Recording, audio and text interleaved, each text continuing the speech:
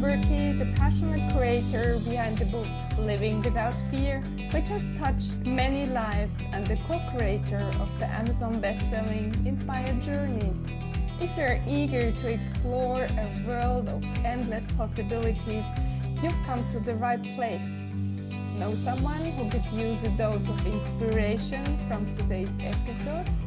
Feel free to share this podcast with them, and don't forget to stay updated by subscribing to my newsletter, joining me on YouTube, and if you found value in what you heard, kindly leave a brief review or rate it on your preferred podcast platform with a sprinkle of stars. Your unwavering support truly warms my heart, and I'm deeply appreciative of each and every one of you. Thank you for being here. And today I'm so excited to have Anthony Hartcher from Australia with me. He is an international speaker and holistic health expert. He excels in mental health, clinical nutrition, and lifestyle medicine, transforming lives globally with his insights and enthusiasm. Anthony holds degrees in nutrition, complementary medicine, and chemical engineering, and he's recognized for his academic excellence. A personal tragedy at 18 ignited his dedication to mental health advocacy and his podcast, Me and My Health Up. Cherishing family time with his wife and children, Anthony's wellness sessions are lauded by clients like JP Morgan and WeWork. He inspires and empowers his audience with his holistic health expertise. Welcome to the show, dear Anthony. Hello, Esther, and hello, listeners. Thank you for having me on, Esther. It's a great honor and privilege to be on the show. So, Anthony, let's jump right into the first question. What has been your turning moment in life? I think there's quite a few, and just for the listeners' sake, I won't go through my whole life story. So I'll start with the first one, which really began when I was a little kid, just kindergarten, sort of around that kindergarten age, which is about 5 years old. And I was very sick. I was a sick kid and constantly getting gluey ears and nose and throat infections, and constantly seeing doctors and specialists. And I ended up in hospital twice to get operations done.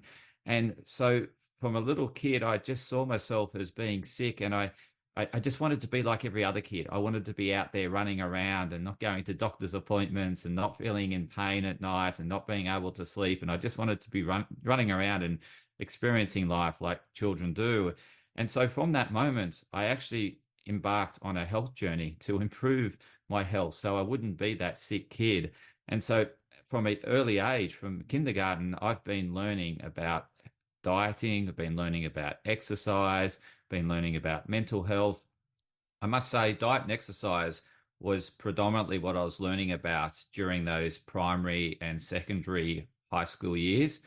It was the turning point again was when I was 18 and I lost my friend through suicide. That really got me focused on mental health. And I just couldn't understand it because from my observation, he had everything. He was a superstar in sport. He was a really good rugby league player. He was, won the Central Coast Rugby League Player of the Year. He was bound to get contracts with Sydney clubs, and, having a career in that would have been amazing. And, but from his perspective, he wasn't achieving in life. And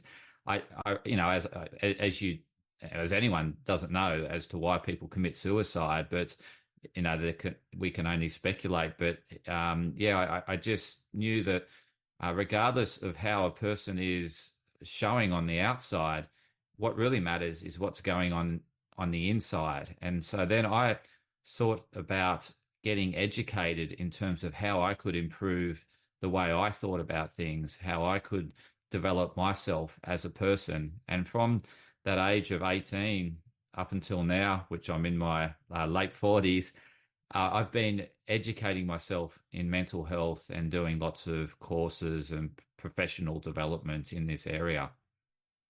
Mm. Wow, that's touching, your story. Did you have a bad conscience when you were 18? I just couldn't understand it. Like I was lost. I just Mm. you just had no understanding because I'm there with my parents at the funeral, seeing his parents and his siblings, and everyone was just lost for words. None of us saw it coming, and so I I really just didn't understand it, and from I guess from that age, I just wanted to better understand the way we think and why people might go down that path. And yeah, so it was just really just as much as it was upsetting, it was to me, I had this curiosity to want to better understand it. And now I'm helping my clients not to go down that path. So I'm in essence helping them find their true north or their inner compass and live a life that inspires them. Mm. That's wonderful. And if somebody comes nowadays to you and is feeling suicidal, where do you start the journey with this client?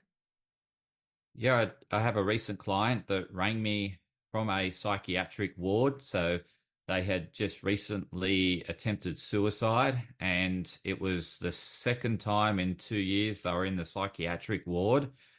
And they rang me and said, I don't want to come back into this place. I know most likely I won't have the opportunity to come back in the place because, most likely I'll end my life. And so I had that client come to me and we started working together. And what what I did was really just start at what he truly loved and got a deep understanding for what he what what brought him inner joy. And so we discussed things that, and for him it was like he was very interested and valued his health. And so what we did was took action around getting him back on track with his health. And one of the things we needed to correct was his addiction to cocaine. So he was a cocaine addict, and I had to help free him of that addiction and get him back focused and centered on his health. And he had other values around his family and another value around writing. He was a extremely good writer. And so what I was helping him with was get aligned to who he was and stop comparing himself to others, because it was in the comparison to others he felt he was lesser. He felt he was not enough. He didn't think he was, he had low self-esteem as a result of comparing himself to others. But he was comparing himself to others who had different values, had different priorities, and they were excelling in their areas of priorities. But he thought his priorities were lesser or his values were lesser. And once he realized that that's his superpowers, that's his inner strength, and that's the area he's going to flourish and be inspired to grow in. Once I shared that with him, he started just focusing on those areas, and those areas started to flourish. And he now is in a better place than he's ever been before in his entire life. And he said he's never been happier, and he's off the cocaine. He was on cocaine regularly and on drugs, and he's totally off drugs. He can now sit down with these mates that he used to take drugs with. They can have drugs in front of him, and he just watches them. So it's a really incredible turnaround in terms of seeing that client's journey. And it just reminded me of the mate I lost and how I would have loved to have helped him, but I've been able to help someone else. Beautiful, Anthony. You said your client was not feeling good enough. I know this is very, very um, famous topic for me. How about you? May I ask you, do you ever feel not good enough? I certainly did, and I probably did most when I was teenage years, and even in the corporate world, I did. And it's only until now I realized I was comparing myself in terms of thinking my values were lesser than other people's values. But now I focus on my values and just incrementally improving in the areas that I value, such as I mentioned. Well, I mentioned my clients' values, but my values are my health, my profession in terms of helping others with their health, and my family. And I just focus on those three areas predominantly. Finance comes a distant fourth, but so I do work on my finances, and I certainly want my money working for me as opposed to me worrying about money. So that's, yeah. But when I was in the corporate world, for example, I just saw everyone else as successful, and I was not accelerating in my career development as fast as them. And so therefore I felt inadequate, and I didn't feel, that I was anything special. And it was just because I was comparing I didn't have a value on growing my career in the corporate world. I didn't, I, my whole time in the corporate world, I was looking at how I could get out. And so I certainly wasn't excelling in corporate like my friends or colleagues were, because they were focused on their career development, and they were excelling because they were focusing on something that was of high value or high importance to them. But if I then look back at what did I value back at that time, I was valuing my health. And so they would have looked at me and saw how healthy I was, and probably felt inadequate or insufficient in the areas of health. That it's only through this comparison. But so what I've learned, I guess recently over the last few years, is that I don't compare anymore. I just focus on what's most important to me and continue to improve in those areas. Yeah, that's wonderful.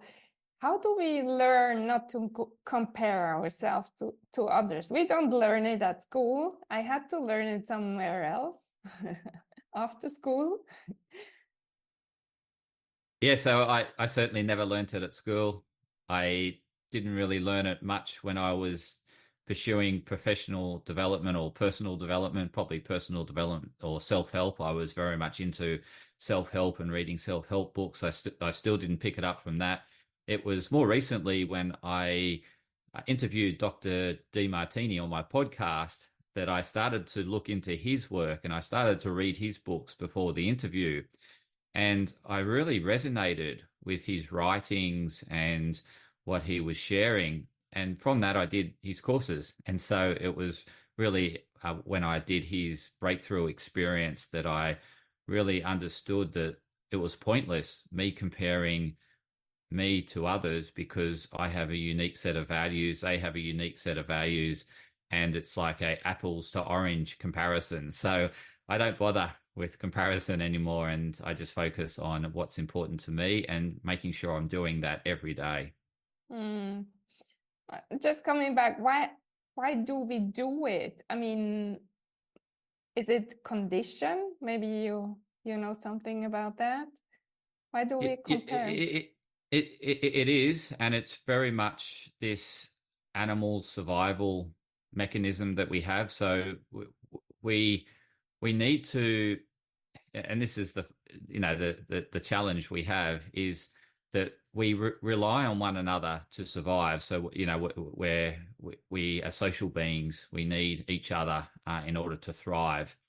And so in wanting to fit in, we do comparison, like we want to fit in with the pack, and so we're making sure that we are liked, and we want to be we don't want to be an outcast. We don't want to be set aside and not feel as if we're part of a community or part of a belonging or part of a tribe. And so there is that primitive instinct to want to fit in, and based on that, we're seeing whether we do fit in. We're certainly comparing in that process. And it's, yeah, so and that's a basic survival instinct. But we also have this thrival part of the brain, which is our prefrontal cortex. And the thrival part of the brain is where we become our best self. In essence, we're striving to become the best person we can be, and that in essence makes us stand out because there's no one else like us on planet Earth, and so we stand out when we start focusing on improving ourselves, and we're less worried about fitting in. So. It's certainly, when you look at school kids and teenagers, it's their number one priority is to fit in. They want to be liked.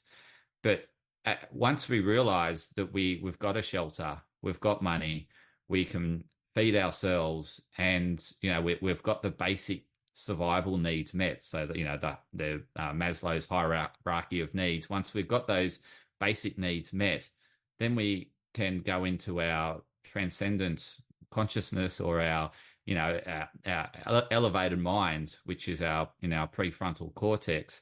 And that's when we're seeking to thrive and be the best version of us. So it really depends on where people are at based on Maslow's hierarchy of needs, whether like if they're struggling with financial situation and keeping a roof over their head, then they're in survival mode.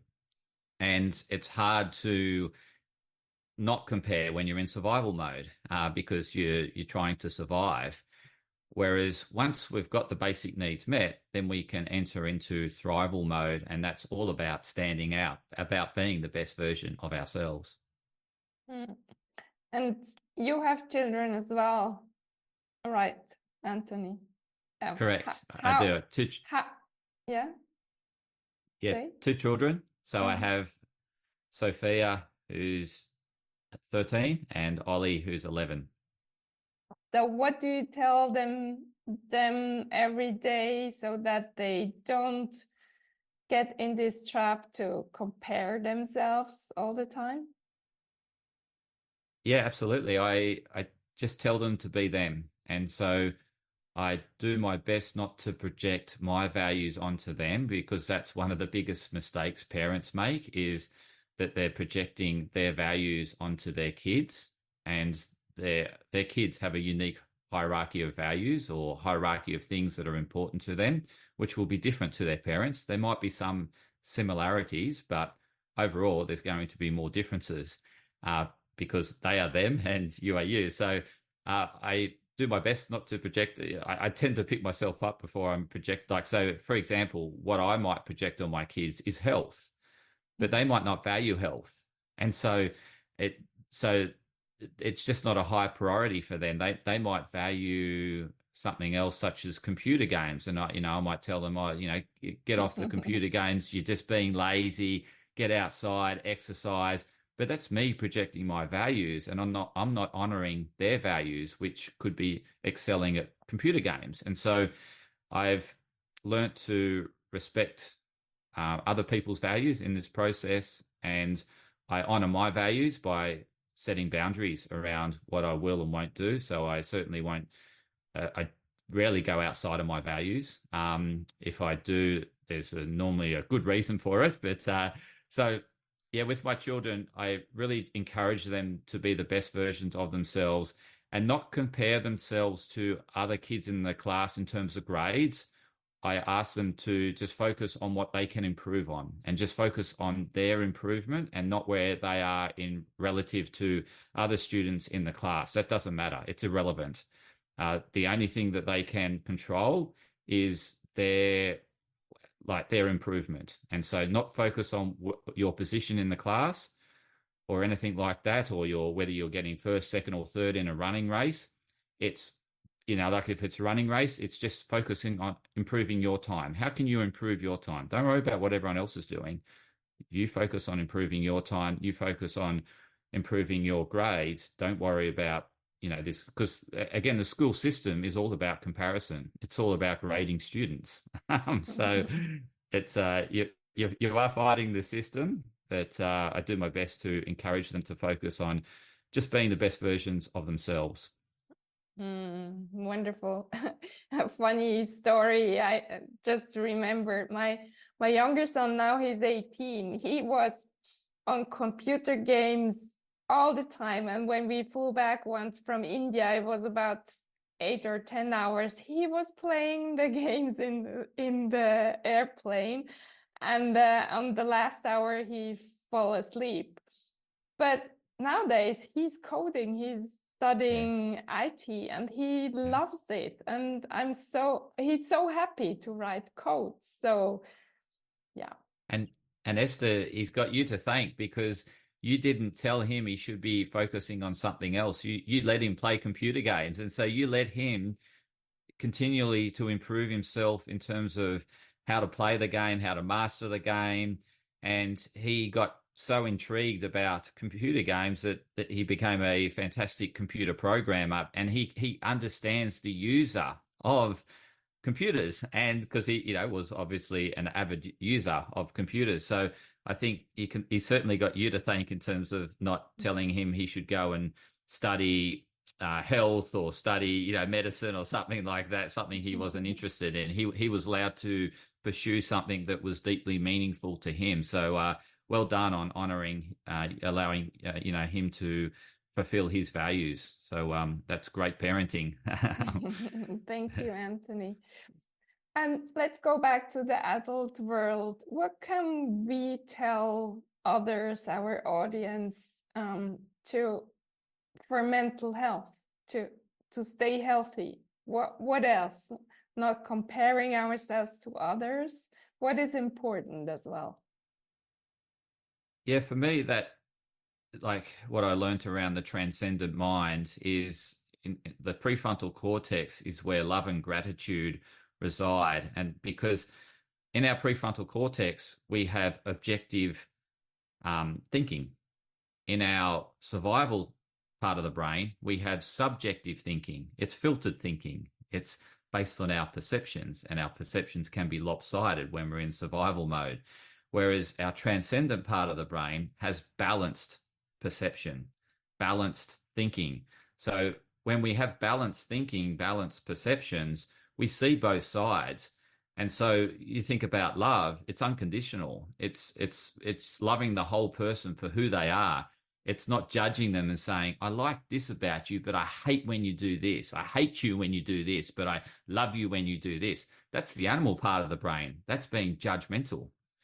Whereas our transcendent mind is able to see the person for who they are and love them for who they are. And that's ultimately where gratitude resides, is seeing things as they are and appreciating them as they are, as opposed to judging them and wishing they were something different. So again, judgment, animal part of the brain, judgment, survival thinking. Our transcendent part of the brain, the prefrontal cortex, is where love and gratitude reside. And so that's what I encourage people to do, is find the blessings in what they perceived was negative. So if you're perceiving something, you're feeling, the negative emotions of sadness or, something like sadness, or that's feeling that, it's, you don't like it, or, so what you want to do is then ask yourself, how is it, whoever is doing it or what happened, how is it serving you? So what you're doing is transcending your thinking to look at the benefits, not just judging and having that polarized perception of the negatives. It's like COVID. People can reflect back on COVID now in time and say COVID had benefits and drawbacks, and they can see a more balanced perspective of COVID. But when we were in COVID, people were judging it. They'll polarize. They're either saying, I love COVID, I think it's the best thing that's ever happened to mankind. And other people were thinking this is the worst event that's ever happened to mankind. And so what we realize in time, which was always there in the moment, but we just stuck in our animal brain and we didn't see it. But we could have asked ourselves that question in the moment, is how is COVID benefiting me in terms of what I value and in all areas of life? And the person would have started to see the benefits right there and then, as opposed to wait to 2 years down the track and think, oh, I miss this about COVID. I miss this about COVID. And so that's probably the best thing I can share with people is to start questioning their perceptions, because it's our perceptions that drive our emotions. Our lopsided perceptions drive our emotions. And if we allow that to happen, then the emotions run us and we're like an animal. We're just responding to the outside world. But if we use our prefrontal cortex, which is our executive function, we can see the order. We can see the balance in what's happening. We can see that all people have two sides to them. They have this side that you might be attracted to and this side that you find a bit repulsive, but that's them, right? And so we can start accepting people for who they are by not judging them, by stepping out of the animal brain and owning what we're judging in that person and seeing it in us. Because once we see it and love it in us, we no longer judge them for it. It's what often happens is we get this deflective awareness. What we see in them is something that we haven't loved in ourselves. And it reminds us of something we haven't loved in ourselves, but we're judging them for it. But what it's there to do is remind us that there's something that we've judged ourselves for, and to let go of that judgment and to see the blessing of it. And then we won't run into it anymore. We won't see it in other people because we've loved it. So that's probably the best tip I can give people in terms of that transcendent mind, and to get out of that survival thinking and into the best version of themselves. Thank you. And what are your personal rituals every day to keep you healthy, mentally, emotionally, spiritually, whatever, physically? Yeah, so I get up and watch the sunrise every morning. So that's the first thing I do. Wake up, I go down to the beach and I watch the sunrise. If it's cloudy, it doesn't matter. I still go for a swim, but I get outside. I want to get my eyes seeing the natural light to set my natural body clocks in sync, make sure it's in sync with the environment. And from there, I do exercise. So I'm either walking along the beach or I go for a swim in the ocean. And so that's very much part of me that happens every day. And I'm doing intermittent fasting so I fast on, I guess for periods of time, and then I don't fast and then go back to fasting. I mainly eat a keto-like diet, which is a high fat diet. So I'm eating predominantly fats in my diet. I eat very little carbohydrates, and I spend time with my family. And the time I spend with them is quality time. So I'm very present when I'm spending time with them. And when I'm not doing that, I'm researching health. I'm learning more about health so I can further help my clients. So that's very much what I do every day. Outside of that, I delegate everything else. I don't partake in things that I don't value. I get someone else that values that to do it. Like, for example, I would get your son to help me with my IT. I don't have a high value on IT, and it frustrates me. Whereas your son would love to come and help solve my IT problem. So I give it to someone who loves doing it. Wonderful. Is there just one question? Is there something which you discovered in health recently, which is new, for example? Absolutely. It's my sunrise routine. Oh, Very much so. Very much so. So I wasn't doing this before December last year. So I learnt about it at the end of last year, and my goal for the new year was, not to miss a sun, or do my best to never miss a sunrise. Obviously, there are sunrises I miss, but I make an effort every time to see the sunrise. So that's probably been the biggest one. And like tied to that is understanding the health benefits of the sun. So I spend a lot more time in the sun than what I ever have before. Mind you, I've had a fairly outdoors life. I'm very much an outdoors person, but even now I'm making more of an effort to see more sun, get more sun, because I'm understanding how important the sun is in terms of maintaining good mental health, good physical health, everything. It's very much linked to every aspect of our health and well-being. So that's been a big aspect. And the other one is understanding how the keto diet works. It's been around a long time. I didn't understand it. I didn't do it. But now I have a really deep, in-depth understanding of it, and I can understand how it works, and therefore I do it. Whereas I didn't do it before. I just thought it was a fad. But now I understand the science, and I am religiously doing it. So they're probably my two big areas that I've stepped into around health recently. Mm. So thank you so much, Anthony, for sharing your wisdom with us. Thank you so much, Esther, for having me on, and thank you, listeners, for listening to me. I hope this is of value to you. And thank you, dear listener, for spending your precious time with us today. And in case you feel worthless and nobody seems to like you, we tell you, you're amazing. We love you, and you are a gift to everyone who crosses your path. And please tell yourself these sentences over and over again. Have an amazing day, and talk to you next